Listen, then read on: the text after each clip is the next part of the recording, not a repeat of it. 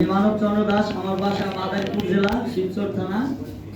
আমার মা ভাই বোন সবাইকে অত্যাচার করেছিল এবং মন্দির ঘর সবকিছু দখল করে নিয়ে গেছিল, কিন্তু আমাদের অ্যাডভোকেট রবীন্দ্র ঘোষ স্যার সে নিজে যায় ওইখানে উপস্থিত থেকে সবকিছু করে দিয়েছে। কিন্তু এখন আমাদের নামে চাঁদাবাজি, সন্ত্রাসী অনেক রকমের মামলা এবং অনেক কিছু।